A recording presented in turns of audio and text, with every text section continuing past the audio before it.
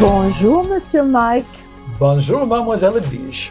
So happy to see you again. Week 3. I can't believe how quickly it's going. Yes, and this week is a heavy-duty week. Wait, whoa. Heavy duty, maybe not one of the H's we like to focus on, but this is an important one. But it's healing. All right, that's a great Healing one. is what you get at the end of working so hard on being honest, on having hope. Now you get to see results. So that's a positive thing. It's a very positive thing. Those are the benefits of it. There's work involved in all of these processes. And in this trilogy, we're completing the arc. Yes, and we avoid the heaviness as much as we As much as possibly we can, yeah. So, Mike, what do you think the definition of healing is? Well, there are a few different definitions, and it can be a heavy topic. So I have a little illustration first, okay? And I want you to picture this, okay? Edwige, picture this too. Okay. A river. It's the healing river. It's the mythical healing river. And if you cross that healing river, if you make your way to the opposite shore, well, your ills are healed. So we're going to start with a mother and a child. The child is sick, a lot of physical problems. The mother and the child hold hands, and they make their way across the river to the opposite shore. And on the other side, the child is healed. The child is smiling and ready to be a kid. Okay? Wonderful. Healed. Now there's a blind man, and it's tough. He's got to ford that river, make his way across. He can't see where he's going, Yes. but he makes his way across the healing river. And on the Yes. other side, he can see. The blindness is gone. It's wonderful. It's wonderful.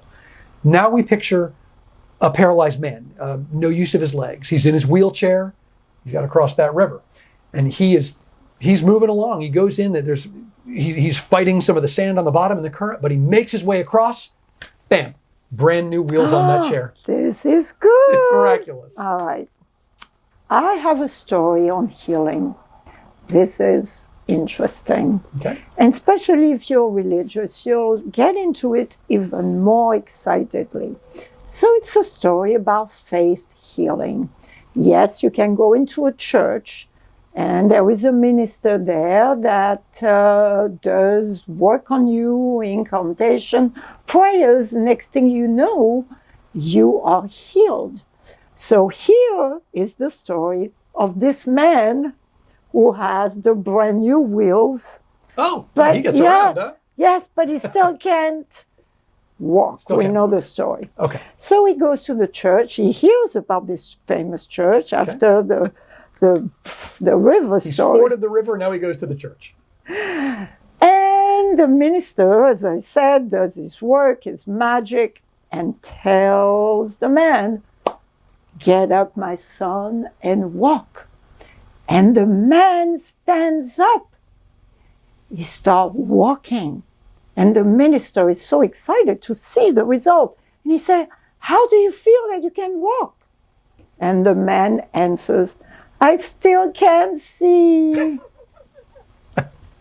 All right, let's get serious now. Well, I wish I could say that Yeah, well, spontaneous healing is the answer. I to all like of it.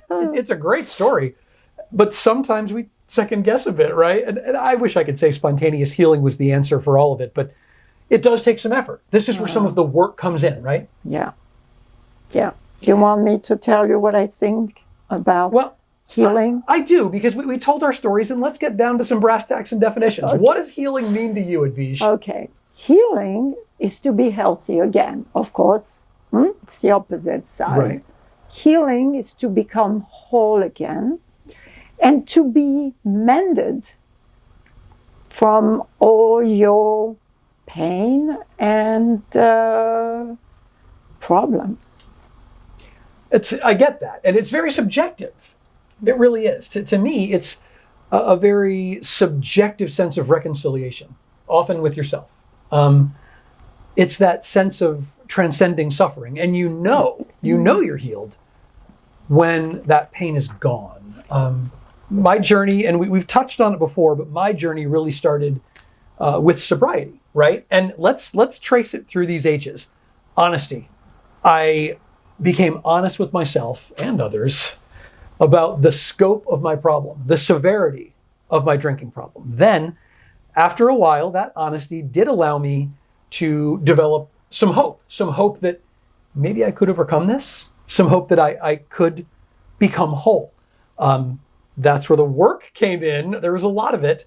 But after a while, I knew I was healed because the urge was gone. I felt like there'd been a miraculous change. I had awoken to a different reality, a healed reality, and I was not afraid that I was going to pick up a drink anymore. And it's funny. It went from me being out of work. My life was, well, it was a really low ebb at the time. Started that process, was honest, built the hope, and then once the healing started, I did some of the steps of AA, and well, before I knew it, my fear of relapse was gone. I was reconciled with myself again, and all of a sudden, I got a job back in my field. And before too long, I'd been promoted a few times and ended up running the radio station that I run now. It was quite a journey, but once I was healed, I knew it. There was not much to miss. Yes, because you had signs. You could see it and you could feel it. I felt it in my heart. Yes. My heart was chatting about it. Yes. And for me, it was also this journey of working on myself. As I mentioned it last time, I believe it was about meditation, and I was practicing, and I was doing yoga, and I was doing my breathing, and I was very, very diligent about it every day, because the process is to be steady with your healing journey. You cannot just forget about it. You can't. No, because you create a new reality, you create new beliefs, you create new habits, remember? Oh, there's another H. Oh, we love That's this. something we'll get to at some We're point. going to add this to the trilogy. We do a quadrilogy. Quadrilogy. But let's talk a bit about your journey then, because you took one that dealt with emotional overeating. And that's exactly when I knew that I was really healed, is when I used to work at the UN. Right. I was a tour guide.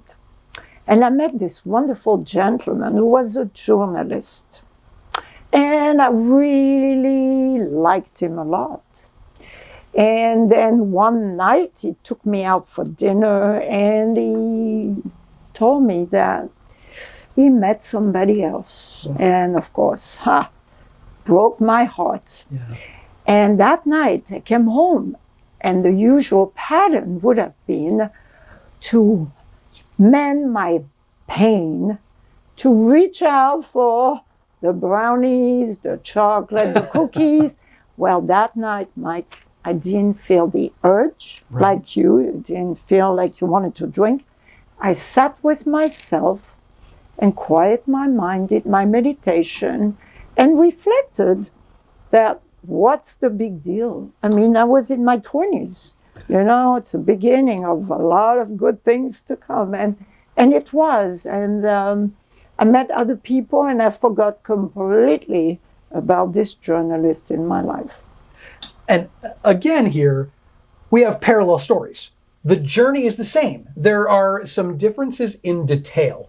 But in the end, we took the same journey of healing and getting free from our destructive behaviors. That's the key word. It really is. Because it is destructive. Absolutely. You didn't binge anymore. Yeah. I didn't drink anymore.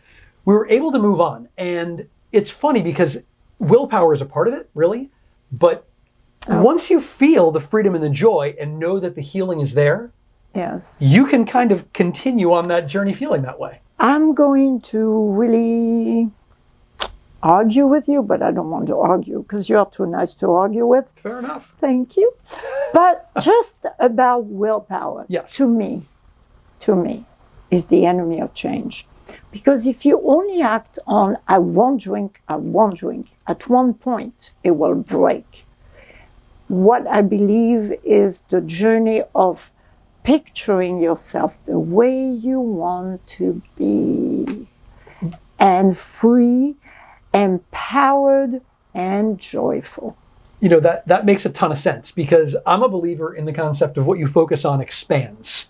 So if you're focusing on that, then you still focus on the needing to change, as opposed to claiming the healing that has already happened and understanding at that point that the hole in your heart has been what? Mended. Has been mended. And you whole again. So on that note, how about talking about the questions? Well, The famous questions each time we have for you. I think we'll do that. And I want to throw a quick little illustration about how that works. And it ties in with what you just said about focusing on it in the willpower aspect and really acceptance of the healing once it started. Mm-hmm. That's how you reconcile. Acceptance is such a big part of it. There's a Buddhist monk, okay? And this Buddhist monk, he's been practicing so hard at meditation, at transcendence.